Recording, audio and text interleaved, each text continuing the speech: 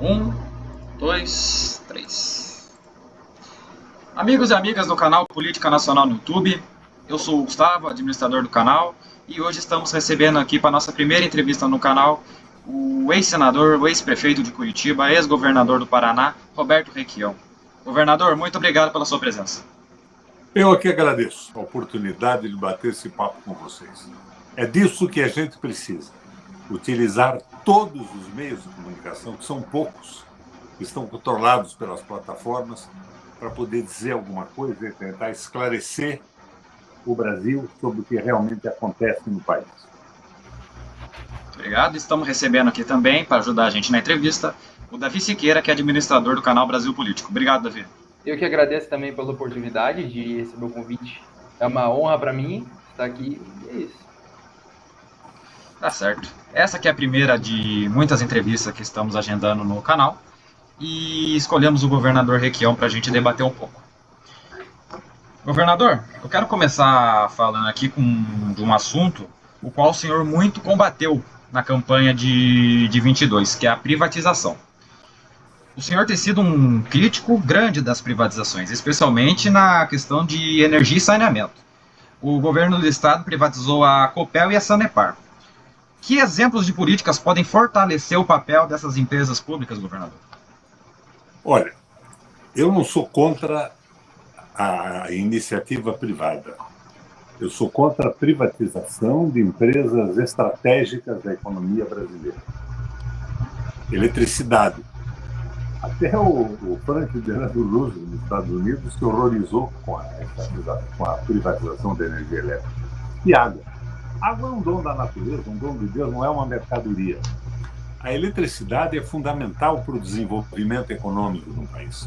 Se você coloca a eletricidade nas mãos de um grupo econômico, o que esse grupo vai fazer como detentor do setor?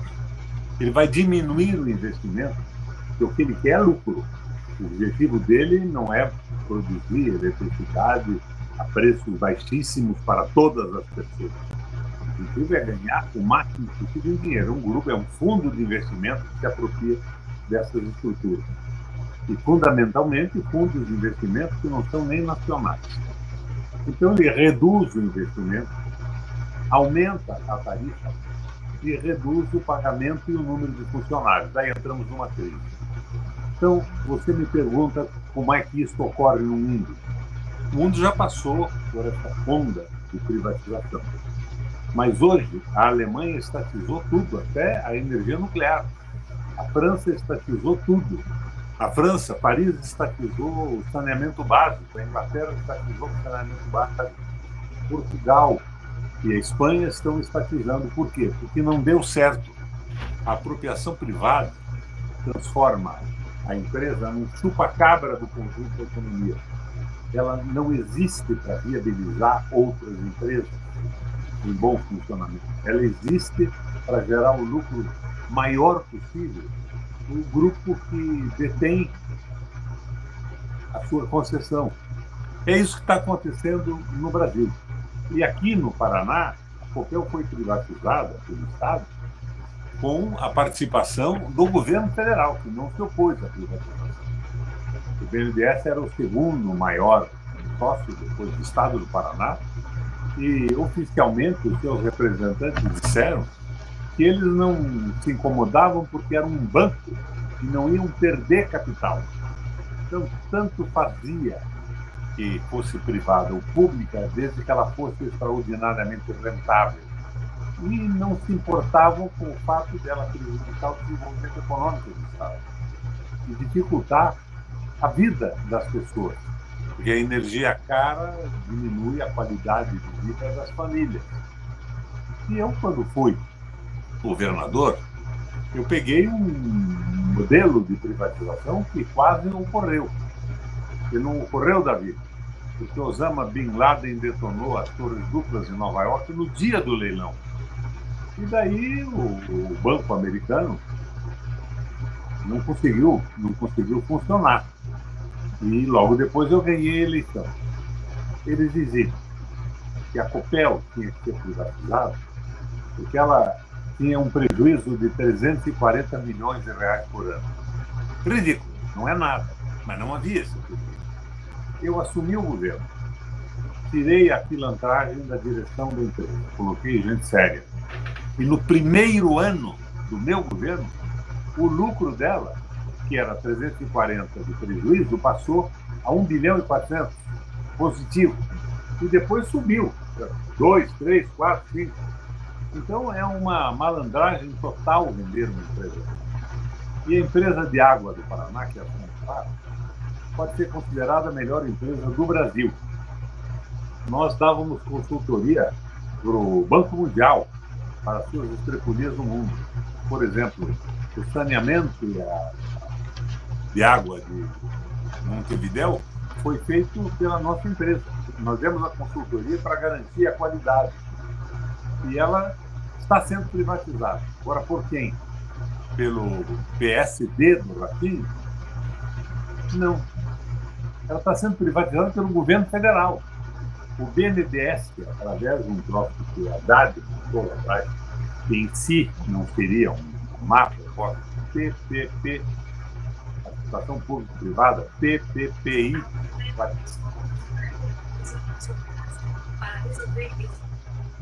O telefone está falando sozinho.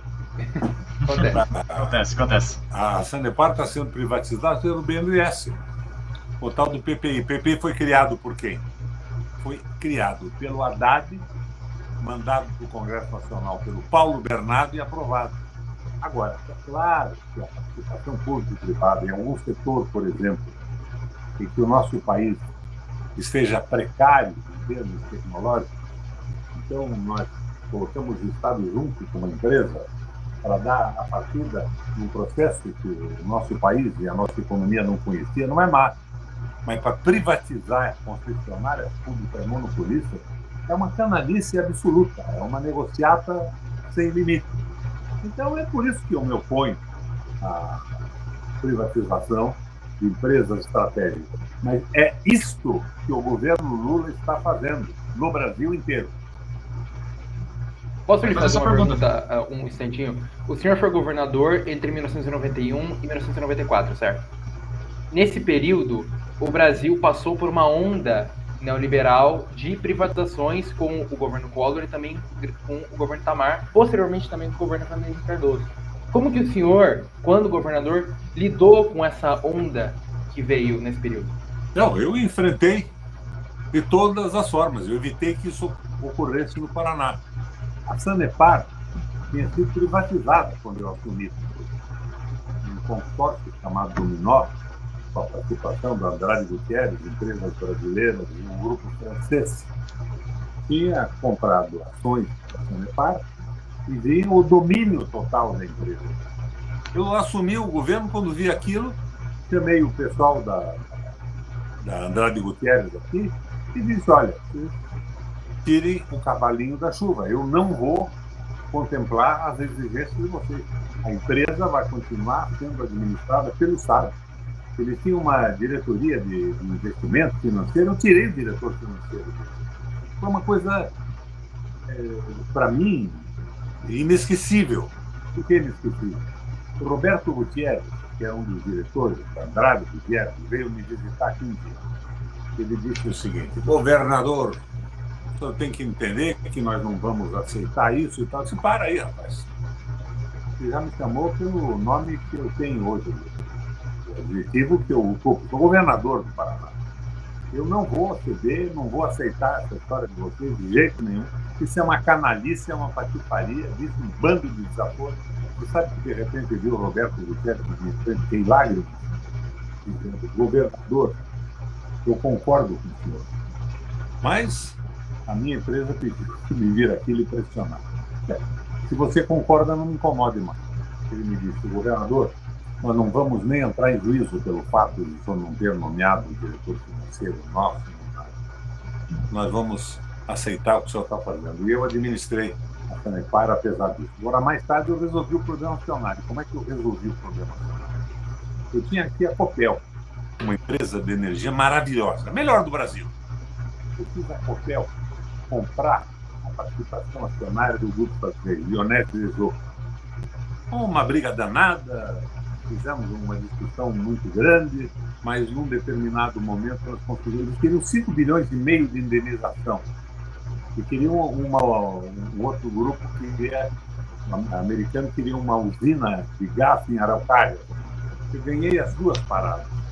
Eu fui com a Copel, então comprou a participação da Lyonès des Eaux. Você sabe o que aconteceu com o governo do Rato agora? Venderam a participação da Lyonès des Eaux. Para quem não me pergunta, eu não sei ninguém.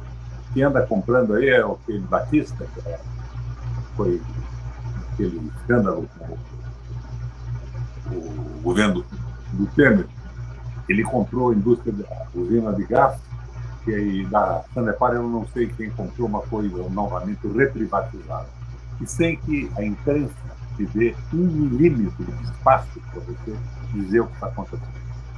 Toda a imprensa do Paraná concorda e silencia sobre a privatização. E ganha muito dinheiro. Governador, na eleição de 2002, o senhor derrotou Álvaro Dias com o apoio do PT e do Lula. Já em 2006, manteve uma neutralidade na eleição contra Geraldo Alckmin. Mas em 2016, o senhor foi o único senador do então PMDB a votar contra o impeachment da presidente Dilma. O que o senhor via no PT em 2002, o senhor não viu em 2006 e não vê mais hoje? A circunstância. A Dilma, pressionada, bateu juros no Brasil. Vocês lembram disso? A taxa de juros, a Selic, que hoje está em 11,25. Ela reduziu quase a 2%, se não me engano, na época. E foi pressionada por tudo isso. Se você abrir o Google e escutar os meus discursos na época, você vai ver que eu fazia uma oposição brutal à política econômica do Meirelles com o Lula e a política da Dilma com o Joaquim. Mas eu fui conversar com ela e tivemos um acordo. Ela se comprometeu conosco que nós derrubávamos o impeachment e no dia seguinte ela mudava novamente a política econômica e partia para a política econômica que nós tínhamos prometido durante o processo eleitoral. E que ela teve, deu apoio fortíssimo. Só que, nas vésperas da votação do impeachment, nós tínhamos garantido no plenário 30 votos. Com 30 votos, o Senado não teria o número correto de votos para viabilizar o impeachment da presidente Dilma. Mas nós tínhamos 30 votos. Na véspera, eu tive a notícia de que a Dilma, numa conversa, não sei se no palácio ou fora dele, teria dito que o filho do governador, aquele ministro Lobão, do Maranhão, era ladrão. O Maranhão não teve dúvida. E nós não votamos mais na Dilma. Então ela ia perder 3 votos do Maranhão, 3 senadores do Maranhão. Com isso, ela ficava absolutamente vulnerável. 27 votos, mais um que caísse, ela perderia. Nós tínhamos 21 votos garantidíssimos da estrutura que apoiava realmente o governo, que apoiavam o governo com as propostas iniciais da campanha eleitoral. E tínhamos, de 21 mais 9 votos, que eram as alianças, os caras que apoiavam porque conseguiam alguma vantagem aqui, outra ali, uma emenda, um favor para o seu Estado. Quando esses caras souberam que 3 do Maranhão tinham abandonado a Dilma, sim, eu comuniquei ao Lula. O Lula foi visitar o Maranhão na sua casa. O Maranhão serviu uma bebida maravilhosa para o Lula, um vinho, belíssima qualidade, mas que eles não mudavam mais. Quando o plenário soube que o Maranhão tinha ido embora, eles imaginaram o seguinte: se o Maranhão vai embora, um cai, nós vamos perder. E vamos perder essa relação privilegiada que temos com o governo da Dilma e do PT. Nós tivemos 21 votos no público. De 27, mais 6 foram para um acordo com o Michel Temer. O Michel Temer em cima de todos eles, para que eles saíssem e viabilizassem a cassação. Então foi isso que aconteceu. Agora, não se tratava do que eu achava do PT e o que eu não achava. O PT tem gente boa para burro na base. Mas você vê, o PT, nasceu há pouco, o partido tem lá 90 membros do Diretório Nacional, é uma loucura, aquelas tendências do negócio todo, está desesperadamente hoje atrás de emprego. Eles querem emprego. Aqui no Paraná tem Itaipu. Itaipu tem dezenas de cargos extraordinariamente bem avaliados. E eu entrei no PT, saí do PMDB, que se transformou em balcão de negócio, para derrotar o liberalismo econômico e a política do Guedes. Então eu entrei no PT, saí candidato a governador. Não tinha condição de ser candidato a governador, eu não tinha dinheiro, eu era presidente do Parlamento Europeu, latino-americano, em Bruxelas. Eu fui membro e presidente ou não do Parlasul e do Parlatino no Panamá e em Montevidéu. Eu entrei para ajudar a derrota. Para essa luta que não tinha candidato. O PT pagou a campanha da televisão, que apoiava deputados federais e estaduais, e ele disponibilizou R$900 mil para mim fazer a campanha. Eu joguei tudo na internet. Era a minha participação. Não tive condição de ganhar isso. E daí o PT fez um acordo com o Rato. O Zé Dirceu veio aqui, conversou comigo, não me disse nada, fez uma reunião com o Rato. O acordo na prática foi o seguinte: o Lula não fala mal do Rato, o Rato não agride o Lula, e alguns parlamentares que apoiavam o Rato, do Partido Socialista, por exemplo, apoiavam também o Rato. Então eu fiquei sozinho.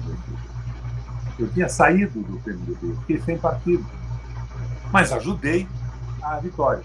E quando acabou isso tudo, o Lula, que me havia dito, não, você vai participar do meu governo e tal, depois, começaram a me convidar para a primeira presidência, a presidência do Conselho de Administração de Itaipu. Eu recusei.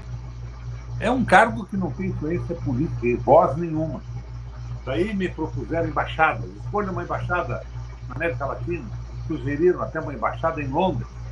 O Itamaraty não gosta disso. Os embaixadores geralmente são de carreira, que conhecem bem os assuntos tratados anteriormente, têm a memória das coisas.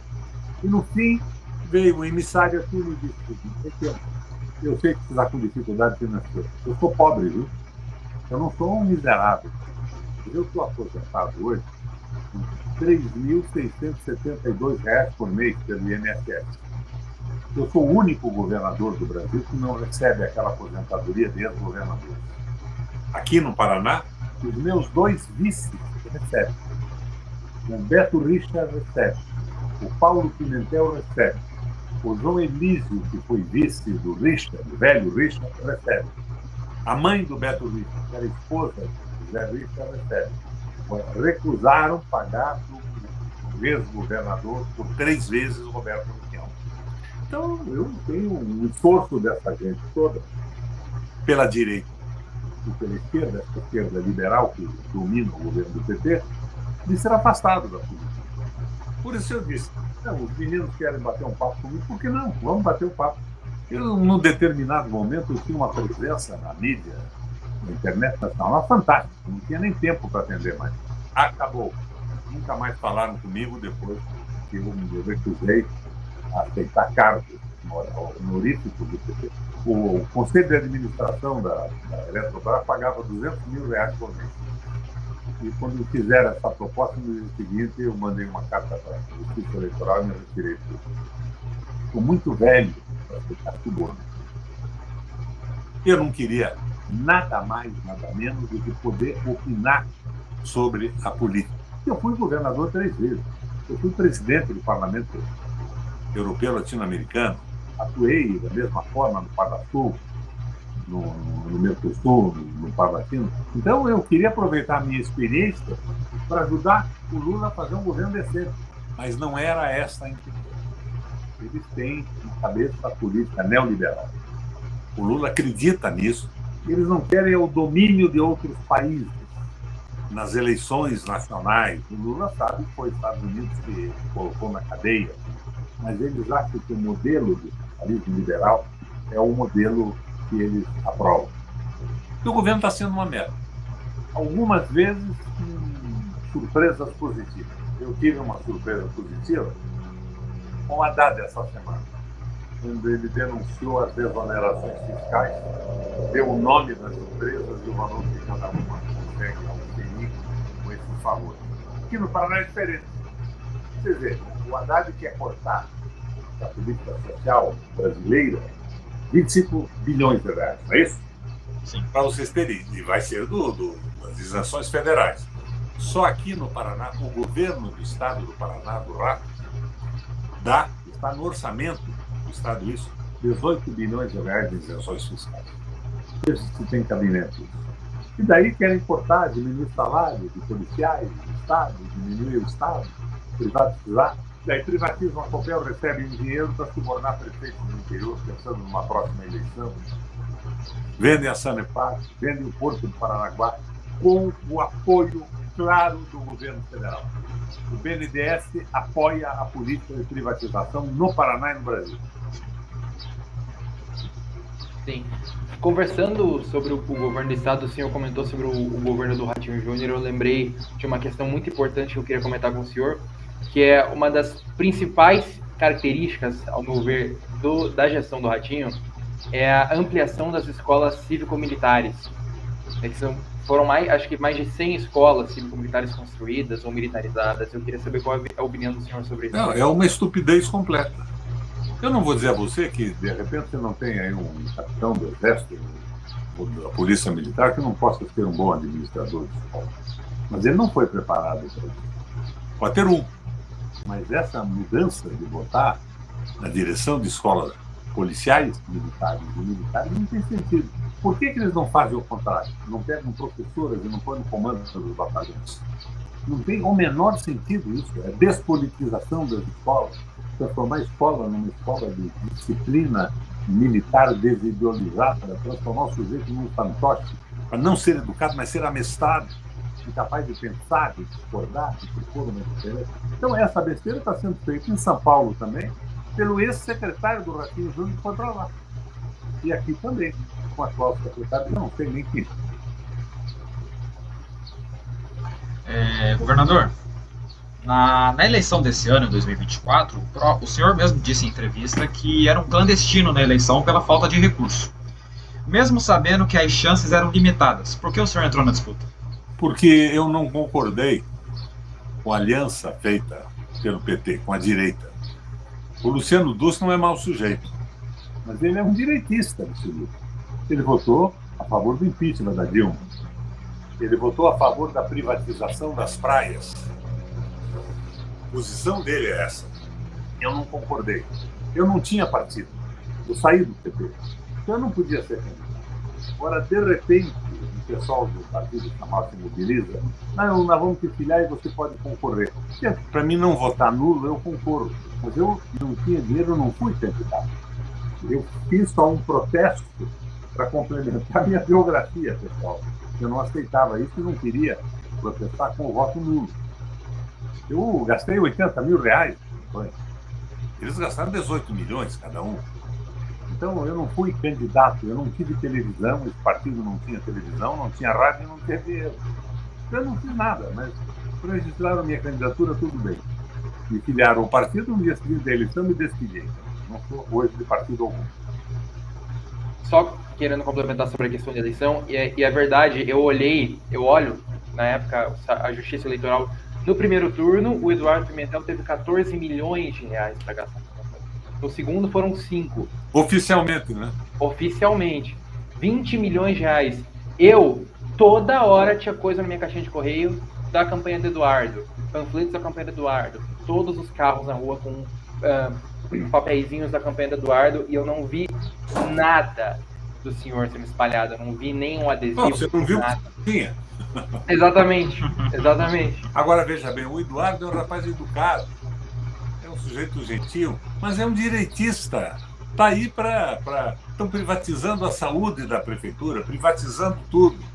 Eles vão privatizar no caminho aí as escolas também, os parques públicos. Você está vendo o que está acontecendo com o Ibirapuera, em São Paulo? Não acompanhei. O treinador de corrida tem que pagar R$ 1.350 para poder levar uma turma a correr lá. Num parque público. Isso é um absurdo. E podemos dizer que a chegada da Cristina Grêmio ao segundo turno foi uma grata surpresa? O que eu não entendi? A chegada da Cristina Grêmio no segundo turno foi uma surpresa? Não, a Cristina era repórter da TV Globo, foi 26 anos lá. É uma moça íntegra. Eu só dava entrevista para a Globo quando a Cristina me entrevistava. Ela era filha de um colega de escola meu, do Heraldo Grêmio. Foi meu colega do Colégio Estadual do Paraná e depois fui diretor do colégio. Eu fui governador e fui diretor do Colégio Estadual do Paraná. Mas ela se seduziu por aquele grupo da Globo, de Curitiba, da Gazeta do Povo. É a Opus Dei. É uma direitista completa, mas é uma moça correta, mas acredita nessa bobajada toda. Então ela fez a campanha em cima do esquema da campanha do Bolsonaro, de televisão, de grupos de comunicação, de tudo isso. Pessoalmente eu gosto dela, politicamente não dá.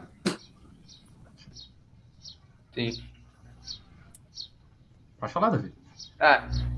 Já que é minha vez, eu queria perguntar ainda sobre o tema da eleição de Curitiba, como o senhor vê o cenário político agora com a prefeitura do Pimentel? O senhor foi prefeito, o senhor sabe como as coisas funcionam, o senhor sabe como a cidade funciona, o senhor tem entendimento sobre isso. Como que você acredita que vai funcionar, principalmente a questão pública, a questão da saúde, a questão da educação, na gestão Pimentel que vem por aí? Você acha que vai ser diferente da gestão Greca em algum ponto? Não, vai continuar a privatização de tudo. Bons negócios. Pequenas prefeituras e grandes negócios. Curitiba não é tão pequena assim, tem 5 bi de orçamento. Mas é negócio com transporte coletivo, com ônibus. Isso vai continuar esse horror que a gente vê na administração. Licença para construção, o plano diretor subordinado ao lucro de algumas empresas, não à qualidade das edificações e de vida na cidade. Eu fui prefeito de Curitiba. Eu sei como é que funciona isso. Eu fui prefeito de Curitiba e fui considerado pelo Datafolha, que não era meu partidário, o melhor prefeito do Brasil. Eu me elegi governador sem dinheiro, sem recurso, sem nada, porque eu fui prefeito de Curitiba. Mas depois, eu, por exemplo, como governador, eu cortei aquela fortuna que o governo que me antecedeu dava à comunicação social da prefeitura, às empresas.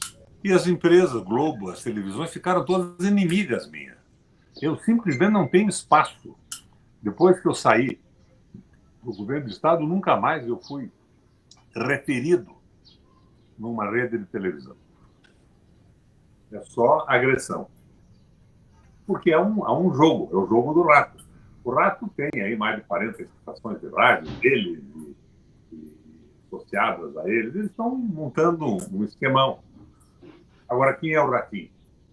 Ele é absolutamente menor do que a necessidade do governo do Estado. O ratinho não fez primário. Depois eles compraram um Enem, um troço desse, e ele fez um curso numa universidade internacional de Curitiba, que ninguém sabe se existe, eu acho que nem existe. Então, o ratinho é uma fantasia da mídia. Ele foi utilizado. Alicerçado na qualidade do pai, que é um belo comunicador, não é? Popular, é. E, em cima disso, inventaram o ratinho. E daí veio tudo isso aí, privatização de escolas, Copel, Sanepar, essa barbaridade que o Paraná está vendo hoje. E é com alegria, porque é totalmente apoiado pela imprensa. Governador, no seu último ano de mandato, em 88, na prefeitura, teve a eleição. E todos os candidatos praticamente tiveram um tempo considerável na eleição, com exceção do Jaime Lerner, que teve a campanha dos 13 dias. Como que foi essa campanha dos 13 dias? O que levou ele a vencer só em 13 dias? O Jaime só teve 2 prefeitos de Curitiba que tinham formação de planejamento urbano. O Jaime era um deles. O outro sou eu. Eu sou formado em planejamento pela Fundação Getúlio Vargas. O Jaime, arquiteto Jaime Lerner, ele aproveitou bolsas da Aliança Francesa. A diretora era conhecida, amiga dele, e foi fazer o estágio na França. Do ponto de vista físico, o Jaime não foi um mau prefeito, ele foi um bom prefeito. Ele fez coisas maravilhosas. O Parque do Barigui aqui, todo mundo dizia um parque, não. Além de parque, é um lago de contenção de enchente no Rio Barigui, de Curitiba. Ele mexeu na cidade e era meu amigo pessoal, meu adversário político e amigo pessoal. Mas ele teve um apoio simplesmente brutal dos interesses econômicos. O Jaime, quando tinha essa qualidade de administrador urbano físico, ele cedeu. A venda da Copel começou no governo dele. Ele ficou na mão do grupo que o financiou, impulsionou. Mas ele tinha qualidades que têm que ser reconhecidas. Eu sou seu adversário político, mas eu não sou cego. E tem defeitos que me levaram a depois disputar com ele, que ele era o melhor do Brasil, o mais famoso do país. Eu disputei e ganhei a eleição. Sim. Ganhei a eleição por quê? Porque o Jaime não tinha essa preocupação com as pessoas. Ele se preocupava com obras e com jogos econômicos, transporte coletivo de qualidade. Ele fez uma modificação boa, que eu melhorei. Estilo Paulo Maluf. Hã? Estilo Paulo Maluf. Não compare, o Jaime era melhor que o Paulo. Tinha uma visão de arquiteto maravilhosa. Ele era meu amigo. Mas eu não concordava com a falta de amor pelas pessoas, de solidariedade humana da administração. Pode ir. Hoje, eu vivo em Curitiba e várias vezes, quando eu preciso sair de casa e eu não posso ir de carro, alguma coisa assim, eu costumo ir a pé. Por que eu vou a pé? Se eu for e voltar de transporte público, são R$ 12 a mais. E isso é um absurdo. Eu, pessoalmente, acho um absurdo. Curitiba tem um dos transportes públicos mais caros do país, se não mais caro. É a capital com o transporte público mais caro do país. E eu queria saber do senhor, quando que o senhor acha que isso começou e se você acha que vai melhorar com próximas gestões. O último contrato com o transporte coletivo foi feito pelo cara que foi candidato do PT. Ele era o vice do Beto Richa. E foi ele que, depois que o Beto saiu, que homologou o novo contrato de transporte. É a mesma coisa. Eu assumi e eu mudei. O sistema técnico do transporte coletivo foi feito por um amigo nosso, o Rafael Deli, que era filho do Rabino aqui, da nossa tribo. Sujeito genial. Ele fez um transporte coletivo inspirado em modelos de outros países, que tinha um eixo de transporte pesado, 2 eixos laterais, sistema radial e tal. Do ponto de vista econômico, estava dando lucros fantásticos para os empresários. Eu assumi, entrei em contato com o Celso Antônio Bandeira de Mello, que era do escritório de advocacia de São Paulo, e o Geraldo Ataliba, que era outro do escritório. Eu anulei todos os contratos que tinham feito com ele e mudei o sistema. Eu passei a remunerar o transporte por quilômetro rodado e não por passageiro. Era uma fraude total. E eu consegui baixar de forma brutal o transporte coletivo. Criei a linha Aldeia. O transporte era radial, alimentado pelas pontas, e essa alimentação eu transformei em uma passagem gratuita. O sujeito de um bairro que vinha até a ponta do terminal, se ele resolvesse os seus problemas no terminal, no seu bairro, de compra, de serviço, ele não pagava a volta para casa. Então, eu reduzi, foi o transporte mais barato do Brasil na minha mão, porque tecnicamente tinha qualidade e eu acabei com a patifaria dos contratos, que se destinavam, logicamente, claramente, a financiamento de campanhas eleitorais e da manutenção do tramite. Então, o sistema era bom, faltava ter o interesse público comandando o processo. Eu consegui fazer isso. Por isso que eu me elegi governador brincando. Governador, está em pauta no Congresso um projeto da deputada Érica Hilton, do PSOL, sobre a fim da escala 6x1, que busca reduzir a jornada semanal para 36 horas sem corte salarial. Qual que é a sua opinião sobre esse projeto? Você sabe que essa é uma luta antiga dos trabalhadores. Sim. Na Constituinte, era a pauta dos trabalhadores. Acabou reduzindo para 44 horas, incluindo o sábado. Agora, veja bem, tem que ver o que é ideal. O ideal seria isso. Num país desenvolvido, uma tecnologia alta, a gente trabalhar 4 dias e descansar 3 dias. É o que eu gostaria de ter como objeto da minha ação em qualquer empresa que eu participasse. Mas você já fez um cálculo do que significa isso? Um mês tem 30 dias, em princípio, às vezes tem 31. Se um mês tem 30 dias, o mês tem 4 meses, 4 semanas, e você trabalha 4 horas em cada semana, 4 vezes 4, 16. Então você estaria trabalhando 16 horas num mês, significa o quê? 14 dias sem trabalho, ou 15 dias, sendo 31 dias? Não sei se isso seria viável no Brasil, mas eu acho a discussão da matéria fenomenal, que levanta a consciência popular sobre a exploração do trabalho. Eu, por exemplo, se eu fosse presidente da República, se eu fosse o Lula, eu apoiava imediatamente a redução para 5/2. Acabava com o sábado. E 40 horas, porque é perfeitamente possível, é compatível. Mas não acho que a discussão... Eu fiquei vibrando com os discursos da Érica. Gostei muito do que ela disse, assisti uma entrevista dela na Globo, ela deu um banho. Mas a gente tem que fazer o que é possível. E possível hoje, nesse momento, nesse clima, seria a redução de 5/2, na minha opinião. Uma história que eu li... Agora, veja bem, a Inglaterra fez uma experiência, reduziu de 5/2, 4/3, e algumas empresas gostaram, mas tem que entender por que gostaram, se elas não reduziram também o salário. Eu acho a discussão genial e o ideal seria isso, para o trabalhador não ser a peça de uma máquina, ele ter a oportunidade de crescer intelectualmente, de aprender coisas e tudo mais. Mas botem na cabeça de vocês isso. O que vocês acham de trabalhar 16 dias por mês e folgar 14 ou 15? Fica complicado hoje, não fica? Um país subdesenvolvido que nem o nosso, fica muito complicado. Fica muito complicado. O Brasil já sofre com uma possibilidade... Projeto num país desindustrializado, com uma agricultura que não dá emprego para ninguém, dá uma redução salarial brutal.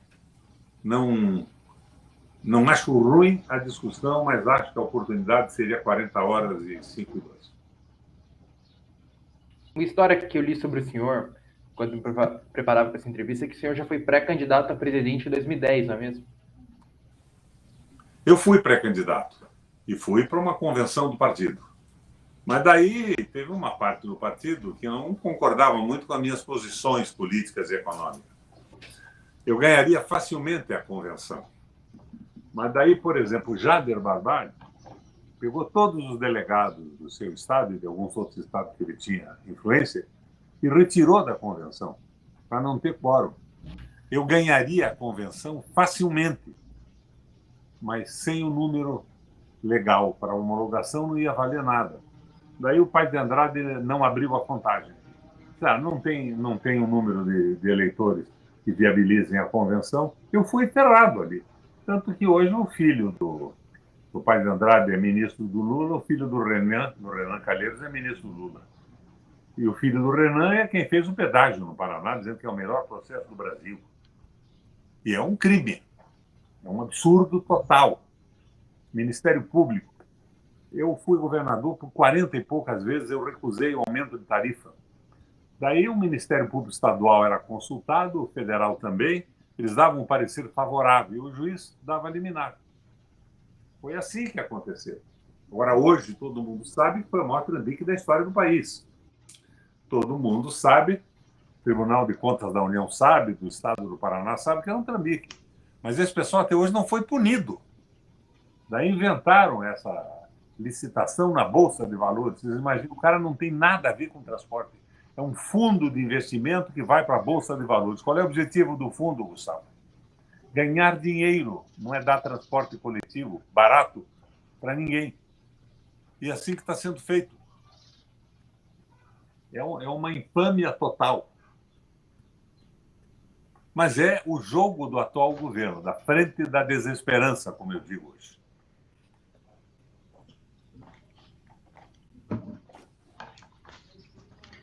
Governador, em 2006 o senhor declarou neutralidade na eleição entre Lula e Geraldo Alckmin. O senhor diria que eu não me lembro de ter declarado neutralidade, não. Pelo menos foi o que eu li aqui na matéria. Hã? Pelo menos foi o que eu li na matéria aqui. Mas então, essa matéria não é Não verdadeira. confie muito nessas matérias. Mas tudo bem. Mas vamos lá. Uma matéria meio imaterial. Imaterial. É claro que eu votei no Lula. Mas o senhor acha que a ausência do Lula na sua campanha de segundo turno foi um pouco, como posso dizer, influenciou que a eleição de 2006 fosse tão apertada, turno. Osmar? Eu vou te dizer uma coisa, rapaz. Eu entrei no PT para derrotar o liberalismo econômico e acreditando que o Lula tinha evoluído. Ele é um caso claro de evolução na vida. Aquele menino lá do interior de Pernambuco se transformou presidente da República, presidente do PT e tudo mais. Eu entrei achando que ia ser muito interessante esse processo. Ele conversou comigo para mim entrar no PT e apoiá-lo. Eu tive um almoço com ele em São Paulo, 4, 5 horas de papo, e eu não entrei, porque ele era a favor da participação privada pesada nas empresas públicas. Eu não entrei. Depois ele me disse que tinha mudado de ideia. E na minha filiação aqui em Curitiba, ele fez um discurso. Isso aí você não vai ver em uma matéria da imprensa, você pode ver o discurso que deve estar na internet, no Google. Ele disse o seguinte: ficamos muito arranca-rabo com o Requião. Textualmente. Mas eu quero dizer a vocês que o Requião tinha razão. E hoje nós temos a alegria de ver ele partindo conosco e aquelas posições dele serão as nossas. Leia o discurso. Daí eu entrei também para ajudar ele a ganhar a eleição. Sem dinheiro, sem nada, fui. O PT pagou a televisão, mas eu pessoalmente não tive. Eu não podia usar um avião para ir para o interior do estado. Fiz automóvel, meu carro velho aqui. Então, é que eu estava falando da eleição de 2006, acho que não saiu o áudio muito certo.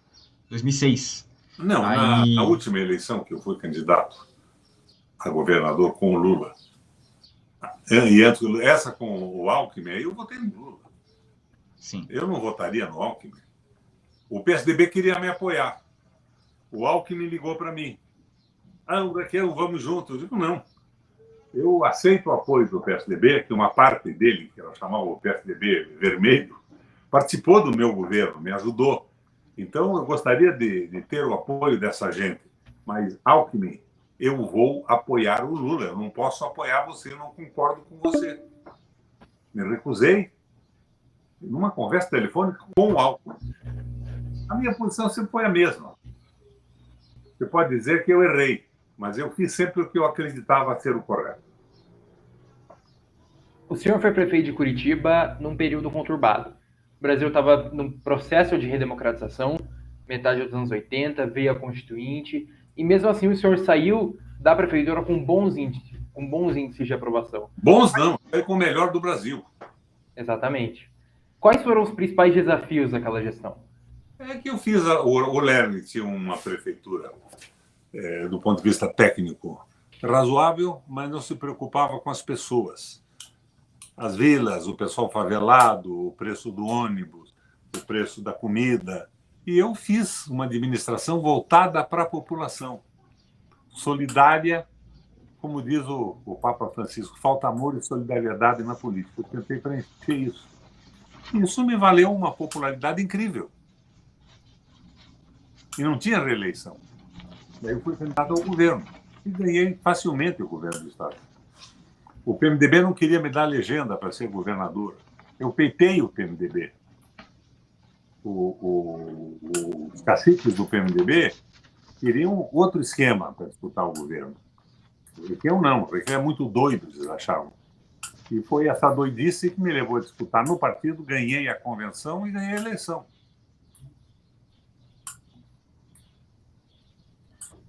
Governador, o tempo da chamada está acabando. E a última pergunta que eu queria fazer para o senhor é qual o conselho que o senhor daria para os jovens políticos que estão entrando na política hoje? Bom, que entrem na política, mas pensando, analisando o que acontece.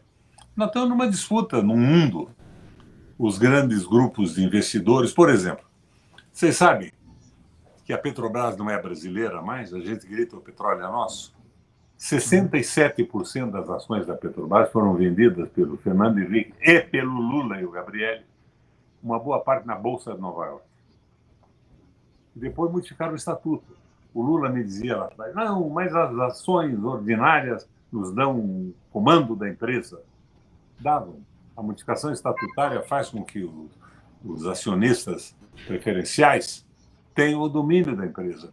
Você sabe quanto é que custa um barril de petróleo extraído no Brasil? Entre 8 e 10 dólares. Sabe por quanto ele é vendido no mundo? Por 80 dólares. Ou mais, se as guerrinhas por aí não estiverem atrapalhando o preço. Por que o brasileiro tem que pagar isso para ter um automóvel? Por que o nosso desenvolvimento não pode ter tarifa mais baixa de combustível do planeta Terra? Então, é o jogo do capital financeiro. Agora, quem é que vendeu a Petrobras? Fernando Henrique no começo, depois o Lula e o Gabriel, lembra? Aquele discurso dele, o maior negócio de uma empresa pública do mundo. E vendeu chegou a 67%. 40% desses 67% estão na Bolsa de Nova York. Você sabe quem é que comanda os minoritários? Ou seja, comanda a empresa hoje? O BlackRock. Já ouviu falar no BlackRock? É um dos maiores fundos de investimento do mundo norte-americano. Então, nós estamos nessa situação. Essa situação que eu vejo. Ora, eu faço uma análise do governo do Lula, crítica, e proponho soluções. O Lula é o presidente da República. Eu gostaria muito que alterasse o caminho. Por isso eu digo para vocês, eu estava chateadíssimo com o Haddad. Continuo chateado. Mas eu achei a denúncia dele da isenção fiscal de 600 e poucos milhões de reais, quando querem cortar 25 bilhões de reais, 625 bilhões de reais, quando querem cortar 25 bilhões da saúde, da educação e das políticas compensatórias, foi genial. Falou bem. E sem levantar a voz, sem dizer desaforo, nem nada. Não fez como a nossa Janja, porque normalmente ele podia mandar esse pessoal todo no fuck yourself. Ou fuck you, como preferiu a Janja. Não fez isso, mas ele deixou claro, ajudando o Brasil a entender o que acontece. Então, eu não quero a perfeição, eu não acho que a gente possa ter um governo perfeito como eu gostaria, como eu imagino, com a minha formação política e tudo mais. Mas nós temos que ter um governo aristotélico.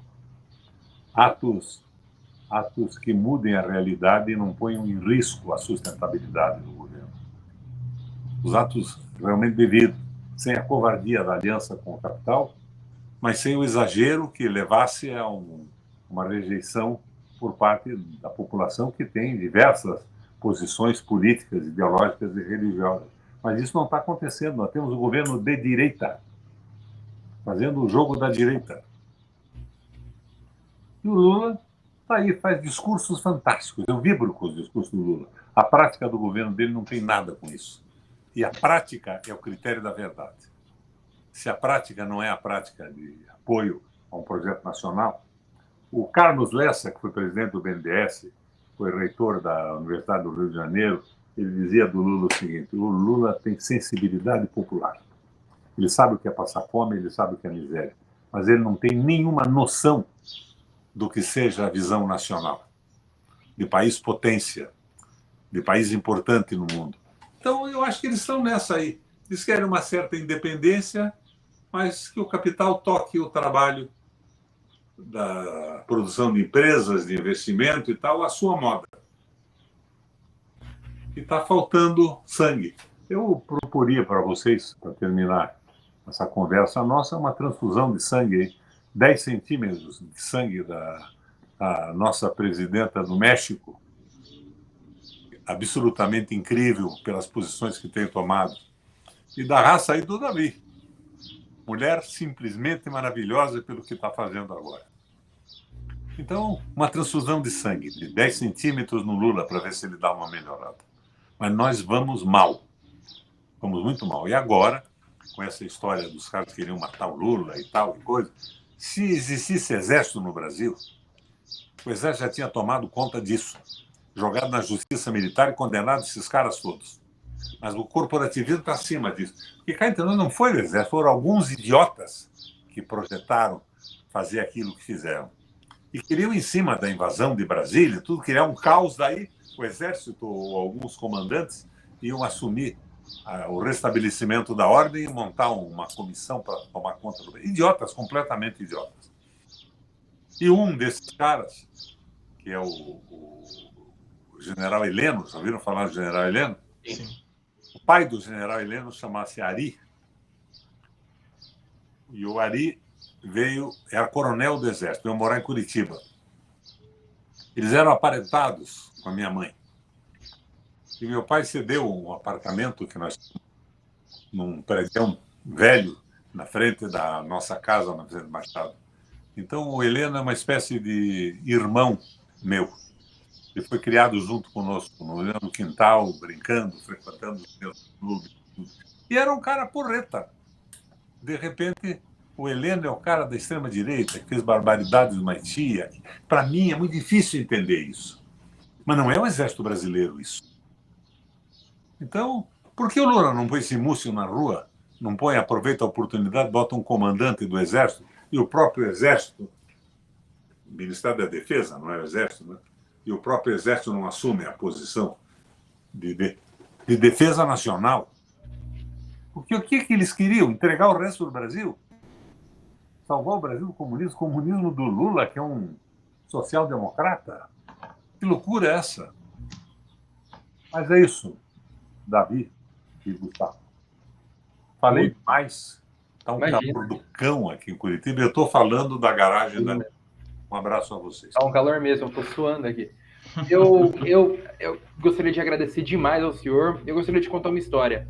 Eu entrei na política, eu comecei a conversar sobre esse assunto mais ou menos quase 5 anos atrás. 4 anos, arredondar. Meu primeiro vídeo foi abordando as eleições para o governo do Paraná. E lá eu fui introduzido à sua história, ao seu governo, e hoje estar conversando com o senhor é uma honra imensa. Eu me sinto muito feliz hoje.